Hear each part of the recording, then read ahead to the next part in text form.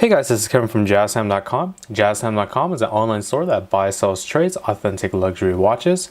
We make these videos so that our customers can easily choose the best watch for themselves in the comfort of their own home. We offer the lowest prices anywhere online, and if you want to know the price, simply click on the links in the description below. We would greatly appreciate if you would buy a watch from JazTime.com once in a while. So today, we're going to be doing a review on the Rolex Cosmograph Daytona. This is the model number 116515LN. We'll be going over the dial, bezel, case, crown, strap, clasp, and then moving towards the end of the video. Okay, so for the dial configuration I currently have in my hand here, we have the pink dial. This is not to be confused with a champagne dial. This is the pink dial with black subdials. The black subdials are different, tracking of different elapsed times, as this is a chronograph watch as indicated by the chrono pushers at the 2 o'clock and 4 o'clock position, which we'll talk more about later. The subdials track different amounts of elapsed time. So at the 3 o'clock position, we have the 30 minutes, 6 o'clock position, 60 seconds, and the 9 o'clock position being 12 hours. The true seconds are being tracked at that 6 o'clock position subdial instead of the main central seconds hand. So the seconds are tracked there at the 6 o'clock position. The central seconds hand, as shown by a black hand straight down the middle to the 12 o'clock position, is controlled by the chrono pushers, which I'll show you later. The index hour markers are all nicely luminous filled along with the tips of the hand. So the hour and the minute hand are luminous filled tips as well, and that allows for visibility at night. So when you have this watch on your wrist at night, it'll glow in the dark and you'll be able to tell the time very easily as well. And it's also helped by the landmarking of the Rolex crown logo at the 12 o'clock position in 18 karat ever rose gold as well. The ever rose gold is a special type of rose gold that Rolex has made themselves. It's has an additional platinum mixture into the mix of the gold and copper, and the name, as they say, ever rose gold, is supposed to be similar to like evergreen trees. So the rose gold will actually keep its color throughout its lifetime, whereas other brands rose gold may fade over time. So specifically speaking about the dial once more, so like I said, we had the pink dial with black subdials. There's actually different configurations for this watch. If you're not interested in a pink dial, you can do it in a black dial with pink subdials, or you can do a nice brown dial with Arabic numerals instead of the index hour markers. The subdials would be brown as well. And the other configuration would be a white dial with white subdials as well, but the outer rim of each subdial, where you can see the numbers like the 20, 40, and 60 at the second subdial, would be lined with the same pink coloring of this dial around there instead. But if you're not feeling any of those and you're feeling a little more luxurious with this watch, then you can also order this watch with a pink dial and baguette diamonds. Okay, so let's go ahead and move on to the bezel now. Bezel is a beautiful black ceramic bezel, or as Rolex likes to call their Cerachrome bezel, which is just a fancy way of saying ceramic. And it has a engraved tachymeter scale starting from 60 and all around, and that's used to help track the speed of a lap and such. And you can figure out how to use that in its own standalone video. We do have standalone videos of the functions of the bezels of each watch, the Daytona's tachymeter scale being one of them. And also just saying tachymeter is one of the various ways of saying that scale. I've heard it in numerous different ways. I'm not too sure which one's right. Tachymeter, tachymeter, tachometer. I've heard it numerous different ways. All right. But besides that, very beautiful black ceramic dial. The numerals themselves are also having that ever rose gold look as well to match with the dial and the casing. As we move on to the case is nicely high polished on the lugs of the case. You can see here the Daytona is more of a dressier watch, still a sports watch, but a little more dressier on the dressier side, with the nice high polish on the side of the lugs from the top. You can even see the center of the starting of the strap. Also on the bottom of the case, the bottom lugs of the case as well, and that starting link to the strap as well. The case size of the of this watch is a 40 millimeter case. So from my index finger to my thumb here, that's 40 millimeters in diameter. Here's the side profile of the Daytona. As you can see, not too large of a profile. It's just a little bit larger than the new standard size, mainly because it is a chronograph watch. So the larger movement with the extra complications does need a little bit larger case in terms of profile. But like I said, typically Daytonas are 40 millimeter in size. On the other side as well, you can see that nice continuation of the high polish. Even to the crown guards here, you can see the high polish in between as well. As we move on to the crown now, I'm going to go ahead and show you the crown functions. The crown itself is a strip lock triple waterproofness system that gives this watch a water resistance of 100 meters or 330 feet.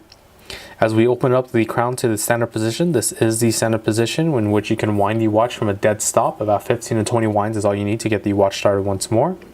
Tugging the crown out to the next position will allow you to set the hands or set the time however you would like, and that also stops the second hand at the 6 o'clock position. You can see that it's stopped, that subdial is now stopped, and that allows for precise time setting, such as to an atomic clock online. You can set it down to the exact seconds. Okay, pressing the crown back in, you can see that subdial start once more, and always make sure to screw the crown nice and tight in against the case, as you want to keep this watch water resistance for that water resistance of that 100 meters or 330 feet I mentioned. Of course, for the chrono pushers now, let's go ahead and show you the functions of those. So at the 2 o'clock position and the 4 o'clock position, these unwind counterclockwise as well. So the 2 o'clock position starts that central countdown, central second hand, as you can see. Starts, pressing it again stops it. So we'll go ahead and start it again. While the countdown is currently going, you could not reset that countdown hand back to the normal position. The only watch that does that in the Rolex line is the Yachtmaster, to be able to have that sort of flyback feature where the second hand will reset while moving. You have to stop it at the 2 o'clock and reset with the 4 o'clock. The pusher at the 4 o'clock not only resets that central second hand back to the 12 o'clock position, but the 30-minute countdown and the 12-hour countdown both get set back to the original positions as well, pointing to the 12 o'clock position. All right, and make sure, screw those crowns nice and tight back in again. All three must be screwed in nice and tight to keep that water resistance. All right, moving on to the next feature, which is the bracelet. One of the, or rather than that bracelet, but strap, one of the newer updates to the Daytona line is that they added a newer style bracelet. This was formerly seen on the yellow golds first. The one, or actually, I apologize, not the yellow golds, but the 116655. Which is the Yachtmaster 40s, where the yellow gold Yachtmaster, rose gold Yachtmaster 40s rather, had this newer style strap, which is called the Oysterflex strap. As you can see, very beautiful black strap, black rubber strap. And what's so special about it is that the Oysterflex is a high performance black elastomer over molded a super elastic metal blade. So very durable, so it bends very easily. It will sit very nicely on the wrist. Will fit over that wrist. You can see the nice tapering from the beginning of the strap downwards. But not only that, behind the strap we have this little raised portion of rubber on both sides of the bracelet strap. See there? And that helps with the stability of the watch on the wrist, helps it keep it in place and doesn't let it shake around too much. Not only that, it also provides a nice airflow into the wrist, as with rubber straps sit very very close contact with the wrist, and it gets very sweaty, so then it has a nice airflow and helps it be a little bit raised to keep that stability on the wrist.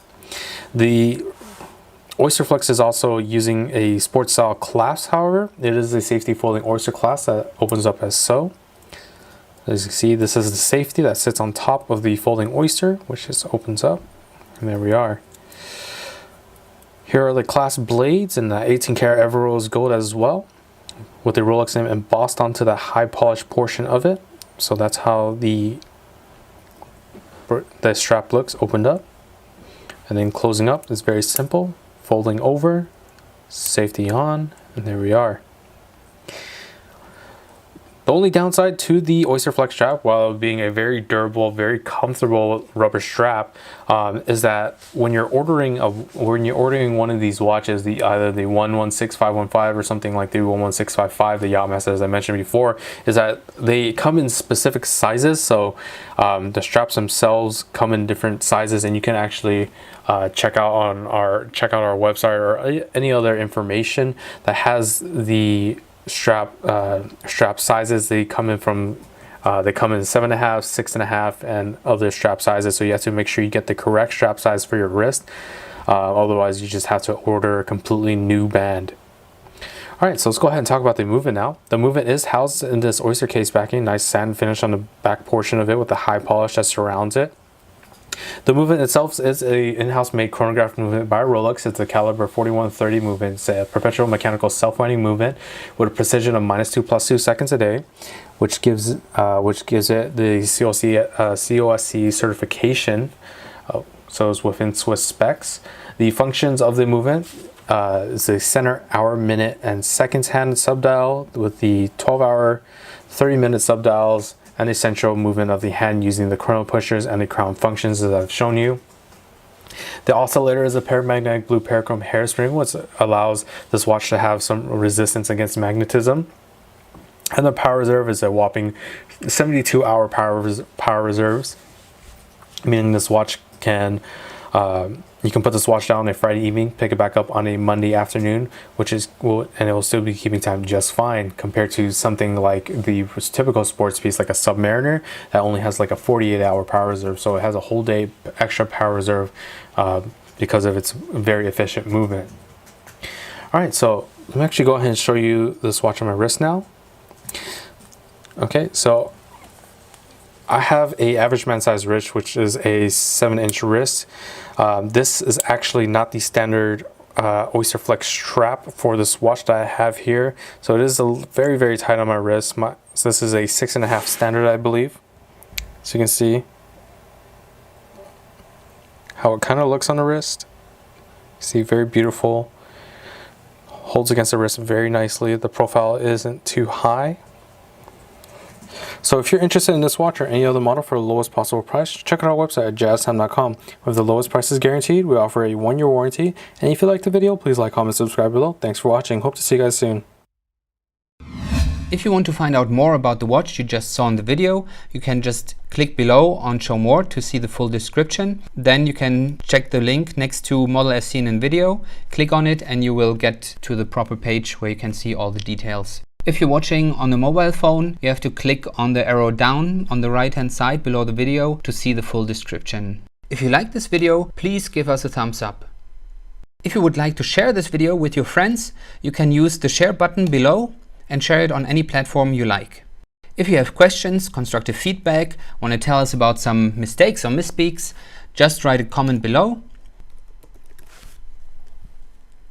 If you want to see more videos like this, you should subscribe to our channel and visit our channel page where you can find all the videos. And if you're interested in a specific watch brand, you can check out our playlists. If you want to check the price for a watch or want to buy one, remember at JazTime.com you always get a steep discount, so you should check the prices with us. If you want to know the price for a specific watch, just go to Google, type in JazTime, plus the brand, model, and the details you're interested in, and Google will find the right page for you. Thank you for watching.